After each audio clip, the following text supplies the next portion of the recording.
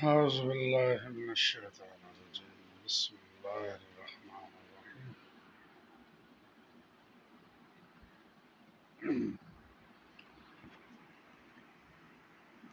میں آج آپ کو ایک اور ٹاپک پہ کچھ بتانا چاہ رہا ہوں. میرے خیالات ہیں، آپ کا اس سے ایگری کرنا ضروری نہیں ہے،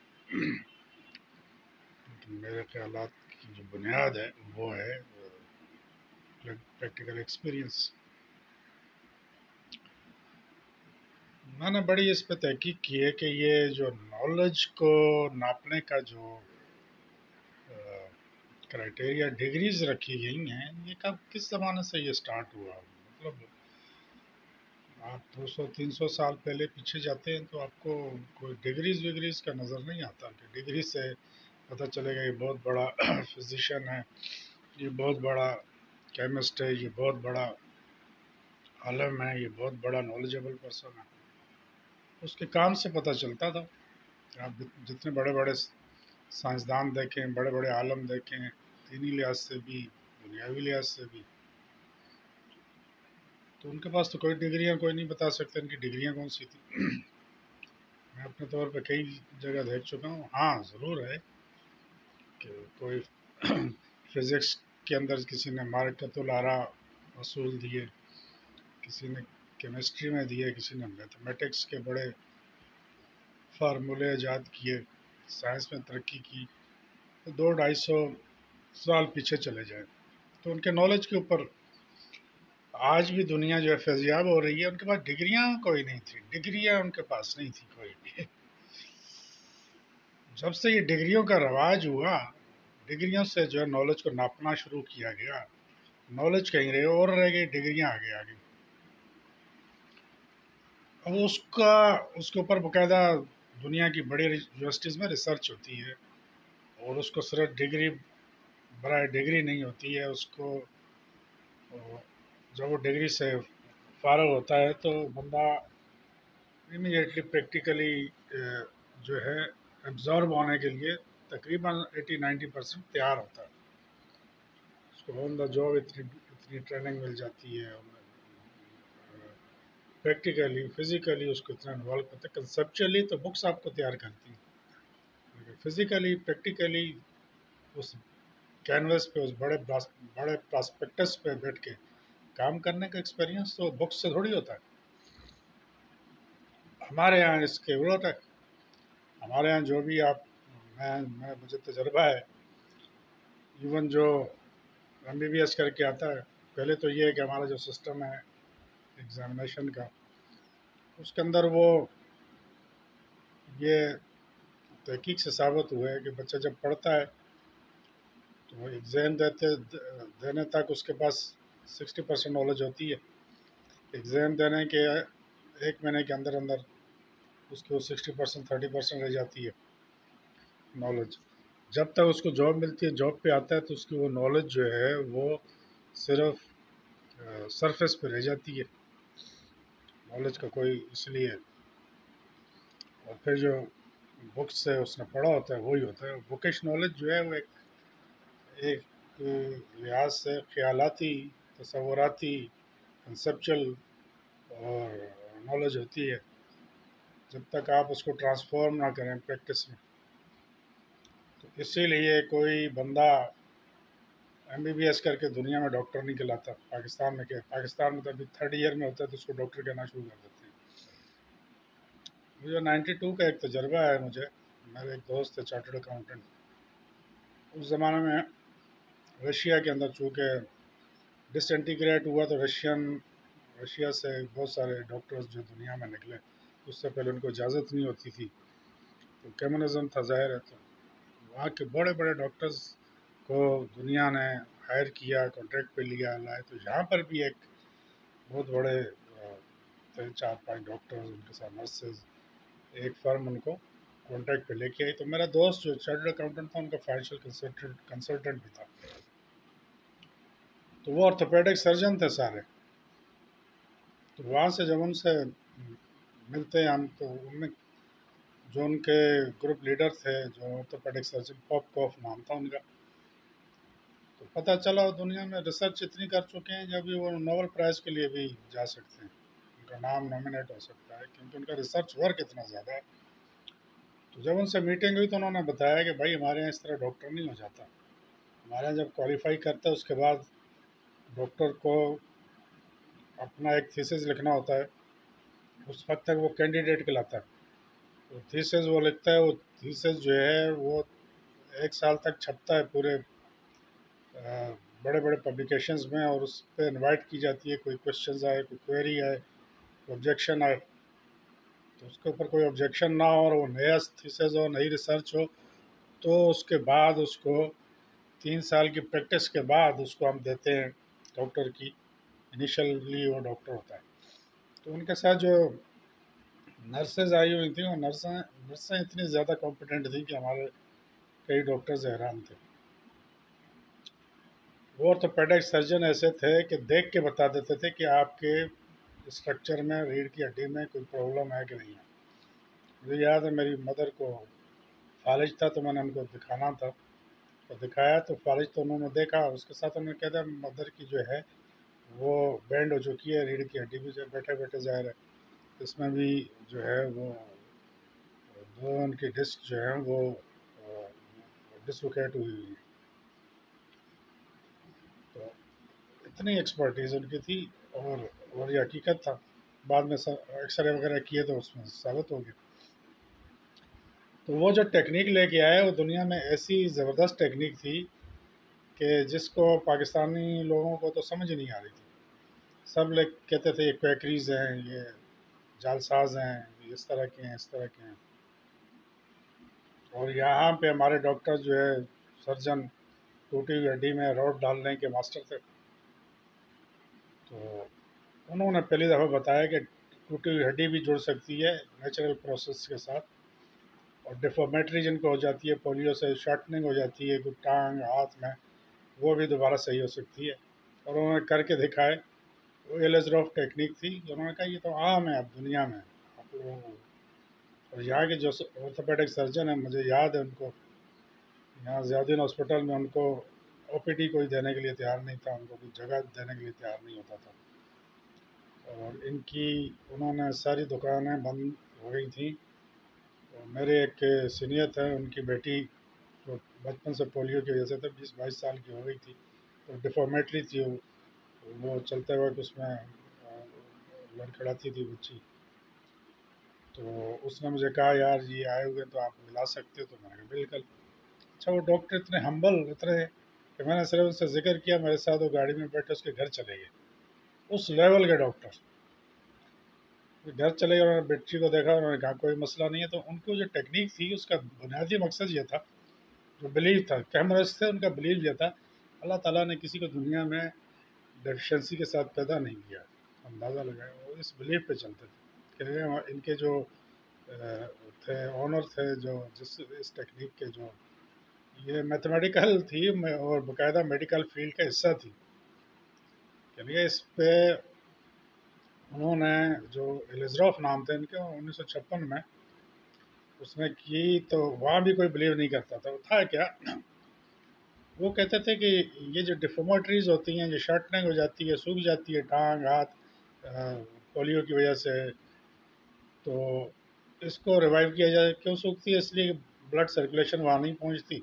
بلڈ کو سرکولیشن ریوائیو کر دو تو اس کی گروتھ شروع ہو جاتی ہے، سیٹ ہو جاتی ہے، یعنی کہ وہاں بھی نہیں کرتے تھے۔ اور اسی طرح جب ٹوٹی ہوئی ٹانگ کو آپ اسی ایک خاص سیکوینس میں اور وہ جو ان کی تحقیق تھی اس کے مطابق، جب ان کے ظاہر ہے سرجری کے آلات تھے، ان کے ذریعے وہ کچھ عرصے کے لیے اس کے اندر سے راڈ جو ہے پار کر کے اس کے اوپر بینڈیج کرتے تھے، اور راڈس اسٹرنگز ہوتے تھے وہ ہڈی کے آر پار ہوتے تھے، تو اس ہڈی کو بھی وہ اس کے اندر بھی سرکولیشن کرا دیتے تھے بلڈ کی، تو ہڈی آہستہ آہستہ آہستہ وہ ہو جاتی تھی، گرو کر جاتی تھی۔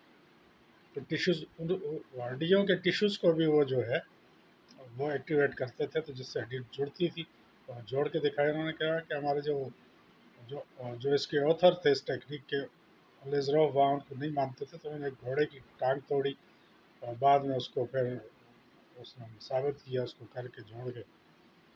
تو اس ٹیکنیک کے کہنے لگے ہم سے سیکھ کے دنیا میں لوگ جاتے ہیں کیونکہ ہم باہر نکل نہیں سکتے تھے. تو ہمارے جو شاگرد ہیں اس وقت امریکہ میں اور پتہ نہیں کہاں کہاں اسٹوڈنٹ ان کے وہ ہیلی پیڈ سروس استعمال کرتے تھے. اتنی پاپولر تھے اور اتنے لوکریٹو قسم کے ان کے تھے. پروفیشنلی وہ اسٹیٹس بنا لیے تھے. اور ان کے پاس بیچاروں کے پاس کچھ بھی نہیں تھا. یہ تو ان کو تو وہاں سیلری تو ملتی نہیں تھی اور مینز آف لیونگ جو ہے وہ ملتے تھے وہاں پہ. تو انہوں نے وہ ٹیکنیکس کے ذریعے اس بچی کا علاج کیا 40 دن تک. وہ ظاہر ہے وہ باقاعدہ سرجری ہوتی ہے. تو یہ ضیاء الدین میں یہ جو ڈاکٹر اعظم ہے یہ تو بچر کہلاتا ہے. بچر لوگوں کی ٹانگیں توڑ کے اور ان میں تو یہ ان کو الاؤ نہیں کرتا تھا. تو بڑی مشکل سے ان کو ایک کمرہ ملا اور او پی ڈی ملی. انہوں نے اس میں چند آپریشن کیا اور اتنے کامیاب رہے. آج بھی وہ بچی وہ میرا سینئر آفیسر جو ہے وہ میرا بڑا شکر ادا کرتا ہے. 40,000 کا خرچہ آیا تھا اس زمانے میں. اس زمانے میں بھی آرتھوپیڈک سرجری کے 5 سے 6 لاکھ روپے کا خرچہ آتا تھا جس میں صرف روڈ ڈالنے کے علاوہ کوئی کام نہیں کرتے تھے یہ. تو اس نے بتایا بھائی ہمارے یہاں تو سوکر کے پلیئر جو ہیں فٹ بال کے پلیئر ہیں ان کے آئے دن انجریز ہوتی ہیں. یہ ڈسک جو ہے یہ نیز کی یہ ٹوٹ جاتی ہے. اس کے لیگامنٹس ٹوٹتے ہیں. ہم اس میں فائبر لیگامنٹس ڈالتے ہیں صحیح ہو جاتے ہیں. 15-20 دن میں دوبارہ کھیلنے لگتے ہیں. جبکہ یہاں کسی کے لیگامنٹس ٹوٹ جائیں تو وہ ساری زندگی کے لیے اپاچ کر دیتی ہیں. یہ اس کے اندر ڈال کے اسٹیل کی پلیٹس ڈال کے تو اس کو کرتے ہیں تباہ کر دیتے ہیں اس کو. تو ایک تو یہ تھا کہ میں نے بتایا. تو ڈگریز پہ چلا تھا کہ نالج ڈگری کی. اس ڈگری کی کوئی نالج یہاں نظر نہیں آتی. جو ڈگریاں دی ہوتی ہیں ان کی نالج کوئی نہیں ہے. میرے پاس لڑکے آئی سی ایم ایس سے آتے تھے, انجینئرنگ کالج کے این ای ڈی کے بھی آتے تھے, دوسری جگہوں سے بھی اپائنٹ ہو کے جونیئر آفیسر لگتے تھے. ان کو بیسکس کا نہیں پتہ ہوتا تھا. جب وہ لگتے تھے بیچارے سارے ڈگریاں لینے کے بعد جاب کی تلاش میں اتنے مارے مارے پھرتے تھے کہ ان کی ساری نالج جو ہے دھری رہ جاتی تھی. جب وہ آتے تھے پھر گورنمنٹ ادارے میں جو انوائرمنٹ ہوتا ہے اس میں تو وہ ویسے ہی جس کے پاس جو ہوتی ہے وہ بھی صاف ہو جاتی ہے. تو ایک مثال دوں گا. ان میں سے 2-3 چیمپئن تھے سول انجینئرس جو اپنے آپ کو بڑی چیمپئن ہوتے ہیں نا, کچھ ایسے شروٹ قسم کے ہوتے ہیں. وہ اپنے آپ کو پروجیکٹ کرتے ہیں کہ وہ بہت بڑے سول انجینئر ہیں. تو وہ بلڈنگ جس کی میں بات کر رہا ہوں کہ جس میں ڈائریکٹران نے اپنی یوز میں رکھ لی تھی, اس بلڈنگ کی جب وہ اسپیشل آڈٹ ہو رہا تھا اس دوران ان سے ان کی کوئری آئی تھی کہ اس کی جو ہے ٹوٹل اس کی میجرمنٹ کرا کے دیں کہ اس کا دیکھا جائے ایکچوئل کیا ہے. کیونکہ اس بلڈنگ کے بالکل ایڈجسٹنٹ جو بلڈنگ تھی وہ اس وقت پولیٹیکل لیڈر کی تھی اور اس کا بڑا اس وقت پریشر تھا کہ یہ بلڈنگ اس کو بیچی جائے. نہیں بیچی گئی تھی تو وہ ایک شخص تھا کہ اس نے جو ہے انیکس کیا ہوا اس کے کچھ پارٹ. کہا گیا کہ بھائی اس کی کرا کے دو. تو ظاہر ہے وہ پلاٹ تو اینگولر بھی تھا کسی جگہ سے. تو جواب آیا جو مجھے جواب آیا میرے انجینئرس کی طرف سے کہ بھائی یہ تو ہم نہیں کر سکتے اس کی میجرمنٹ, یہ اینگولر ہے, مختلف اینگلز ہیں اس کے. میرے لیے بڑی حیران کن بات تھی. تو پھر میں نے ایک کنسلٹنٹ کو بھیجا. اس کے ایک جونیئر آفیسر نے جا کے آدھے گھنٹے میں لا کے دے دی اس کی میجرمنٹ. اس سے بھی پتہ چلا تقریباً ہمارا 800 سے 1000 اسکوائر فٹ ایریا جو ہے اس نے انیکس کیا ہوا تھا اپنے ساتھ. کسی کو پتہ نہیں تھا, دیوار کھڑی کی ہوئی تھی. ایک تو یہ سارے این ای ڈی کے کوالیفائڈ تھے ماشاء اللہ, بڑے چیمپئن بنے پھرتے تھے. بعد میں ایک ڈویژنل ہیڈ لگا اور نیچے بھی ہیں سول انجینئرنگ کے 3 آفیسرز نے کہا نہیں ہمارے بس کی بات نہیں.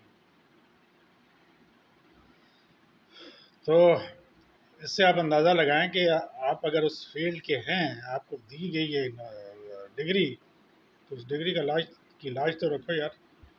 لائک وائز آپ لاء میں چلے جائیں ایل ایل بی کر کے. ایل ایل بی کا تو خیر وہ بہت ہی برا حال ہے. میرا ایک کلرک ہوتا تھا, دوست تب بھی تھا میرا بہت اچھا, بیچارہ اب دنیا میں نہیں ہے. اور وہ ظاہر ہے میاں والی سے تعلق تھا تو اس کا بیچارے کا کچھ اتنا پڑھنے لکھنے سے خیر، لیکن شوق اس کو بہت تھا، تو وہ اتنا زیادہ تھا نہیں، تو اس نے LLB میں بھی داخلہ لے لیا، BA کر لیا تھا کسی طرح، LLB میں داخلہ لے لیا تو گیا ہوا تھا، اگلے دن ایگزام تھا تو آیا تو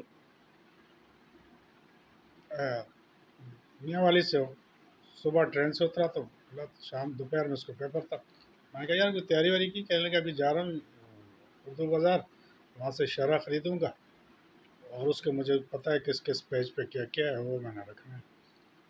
اس نے بعد میں LLB فرسٹ ڈویژن میں کیا تھا. اس بیچارے کو اردو میں بھی 4 لائنیں لکھنی نہیں آتی تھی. ایک تو اس طرح کا طبقہ بے انتہا تھا لاء کے اندر، تو وہ خاص طور پہ حیدرآباد سے جا کے ڈگری لے آتے تھے لوگ، ادھر کراچی میں بھی برا حال تھا. تو وہ LLB کا بعد، اچھا اس کے بعد جو پڑھ کے بھی نکلتے تھے نا تو ان کی پریکٹیکل نالج کچھ نہیں ہوتی کہ لاء جو ہے لاء کے لیے کہا جاتا ہے all about the matter of practice. اگر آپ کے پاس پریکٹس نہیں ہے تو آپ کو کچھ نہیں پتہ. وہ لیگل پریکٹس لاء تو 4 صفحے کا ہوتا ہے، تو پریکٹس کے اوپر جلدوں کی جلدیں چھپی ہوئی ہوتی ہیں، تو وہ آپ نے اس سے فیملیئر بھی ہونا ہوتا ہے اور اپڈیٹ بھی ہونا ہوتا ہے. وہ اس کا بھی یہ حال ہے. پھر لاء، میرے نزدیک لاء جو ہے سارے پروفیشنز میں سب سے کمپلیکیٹڈ پروفیشن ہے، کیونکہ اس کے اندر ہر چیز میں آپ کو ماہر ہونا ہوتا ہے. لاء کی اتنی برانچز ہیں کہ آپ کسی ایک برانچ میں ایک وقت میں ماہر ہو جائیں، یہی بڑی بات ہے. اسی لیے جو کرمنل لائر ہیں وہ سول میں نہیں پریکٹس کر سکتے، اور سول کے اندر 10 پریکٹسز ہیں. جو فیملی لائر ہیں وہ پراپرٹی میں نہیں کر سکتے، جو پراپرٹی والا ہے وہ ٹیکس میں نہیں کر سکتا، جو ٹیکس والا ہے وہ بینکنگ میں نہیں کر سکتا. کارپوریٹ کے الگ ہیں، کانسٹیٹیوشن کے الگ ہیں، تو اتنی فیلڈز ہیں کہ آپ کسی ایک میں ہی ہو جائیں تو بڑی بات ہے. تو اس میں بھی آپ کو سالوں گزر جاتے. اس لیے دنیا میں LLB کرنے کے فوراً بعد پریکٹس کی کسی کی اجازت نہیں ہے. وہاں آپ لائر کے ساتھ آپ نے پریکٹس کرنی ہے، بلکہ وہاں تو کسی اٹارنی کو آپ جوائن کرتے ہیں تو اٹارنی کو آپ نے پیسے دینے ہوتے ہیں. اس کے بعد ساتھ جو آپ پریکٹس کرتے ہیں، انٹرنشپ کی بات نہیں کر رہا، پریکٹس کرنی ہوتی ہے. اس پریکٹس کے بعد آپ کو لائسنس ملتا ہے، آپ اپیئر ہو سکتے ہیں ایز اے جونیئر اس اٹارنی کا. یہاں تو ادھر آپ LLB کریں، دوسرے دن آپ کالا کوٹ ٹائی پہن کے کھڑے ہو جائیں، تیسرے دن وہ بار کونسل آپ کو جو ہے لائسنس دے دیتی ہے. ظاہر ہے پیٹی بھائی ہوتے ہیں سارے، انہوں نے اٹھا کے پکڑا دینا، نمبر آف ووٹ انہوں نے بڑھانے ہوتے ہیں. تو یہاں یہ معاملے اسی طرح میڈیکل کے اسٹوڈنٹس کا دیکھ لیں. ان بیچاروں کا، میری مدر کی اللہ ان کو فریق رحمت کرے، 91 کے اندر ان کی ہاسپٹل میں تھی، تو والد صاحب ان کے پاس تھے، تو صبح کے وقت والد صاحب کا فون آیا کہ آ جائیں، والدہ یاد کر رہی ہیں. ہم گئے تو والدہ کو کی پلپٹیشن آئی تھی اور زیادہ بریدنگ میں پرابلم ہو رہی تھی. وارڈ کے اندر ہی تھی، وہ روم میں تھی اپنے.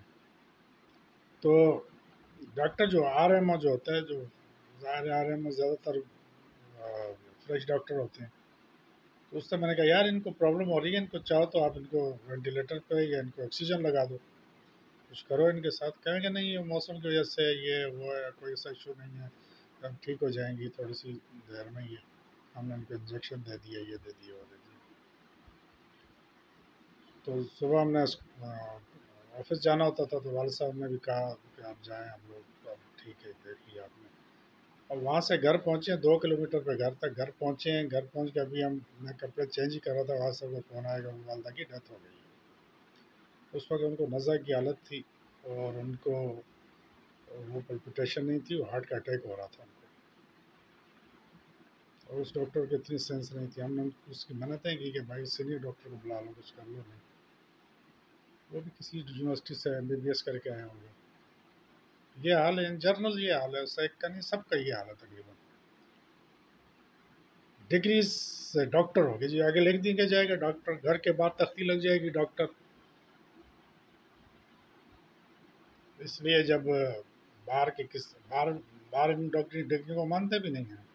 آپ جائیں پہلے ان کی آپ سرٹیفکیشن لیں تو پھر آپ اس فیلڈ کے اندر انٹر ہوتے ہو، پھر اس کے بعد آپ پریکٹس کسی کے ساتھ اٹیچ ہوتے ہو، پھر کہیں جا کے 4-5 سال کے بعد آپ کو وہ ایکسیپٹ کرتے ہیں کہ آپ کلینک کھول سکتے ہو، آپ کو لائسنس دیتے ہیں. ادروائز نہیں، اتنا آسان نہیں ہے۔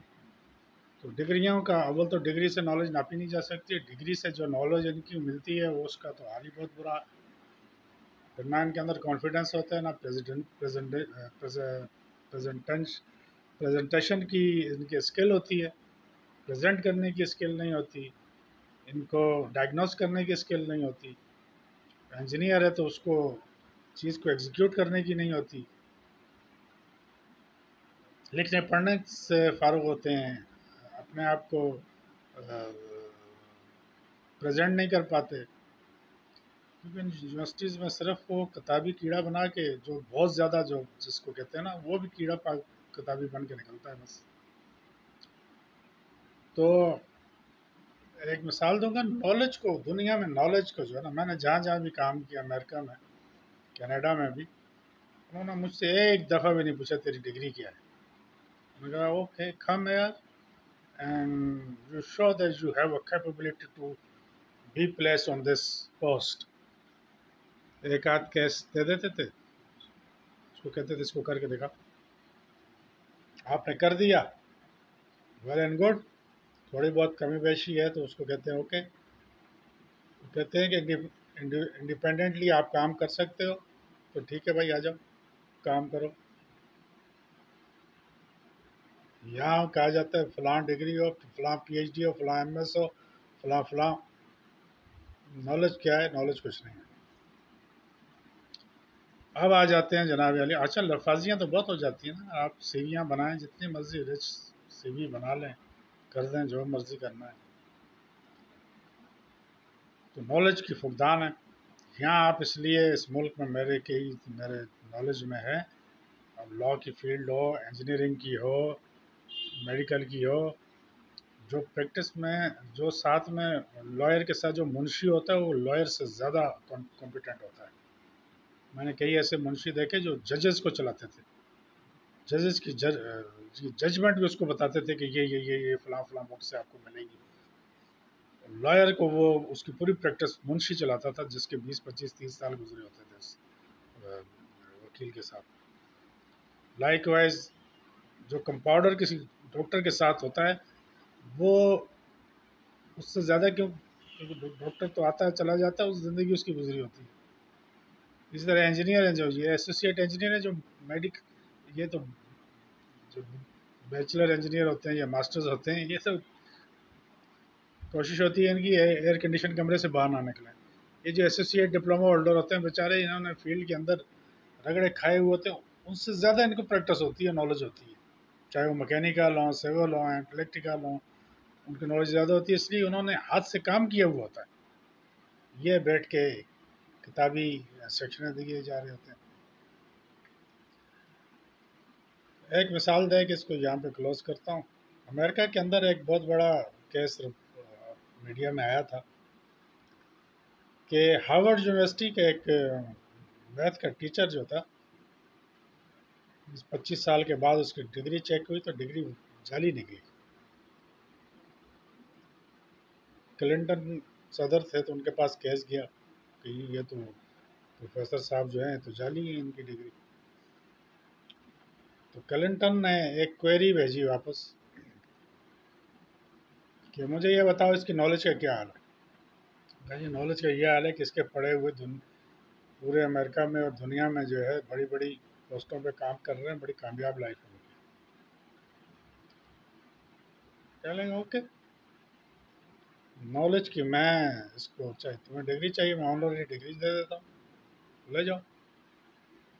دیکھیے نالج ہے ڈگری نہیں ہے، ڈگری میں دے دیتا ہوں۔ تو یہ آنرری ڈگری کا جو کانسیپٹ آیا تھا یہ وہاں سے آیا تھا۔ تو یہ ہمارے یہاں بھی ہے، دنیا میں بھی ہے، نالج نہیں ہونی چاہیے، ڈگریوں کے دتھے لگے اس لیے ڈگریاں لے کے پھر رہے ہوتے ہیں۔ ہمارے یہاں تو ویسے بھی بیکار ڈگریوں کے بھی بہت سارے ڈسپلن ہیں جن کا کوئی نہ سر ہے نہ پیر ہے نہ اس کا کوئی فائدہ ہے، وہ لے کے پھر رہے ہوتے ہیں لوگ۔ اس لیے وہ کلرکی کی کہیں پوسٹ آتی ہے، کوئی چپراسی کی پوسٹ آتی ہے، میں چونکہ اپائنٹمنٹ سے بھی رہا ہوں تو کلیریکل پوسٹوں کے لیے بھی ایم اے پاس آئے ہوئے ہوتے تھے، تو اور وہ بیسک ٹیسٹ بھی پاس نہیں کر پاتے تھے. تو یہ ہے، اس لیے ڈگریوں پہ اکتفا کم کریں اور اپنی نالج کو بڑھائیں. جس کام میں جس فیلڈ کو ایک دفعہ چن لیں، اس میں ماسٹر بن کے نکلے. کوئی کہے کہ یار اس میں اس سے بہتر کوئی نہیں تھا.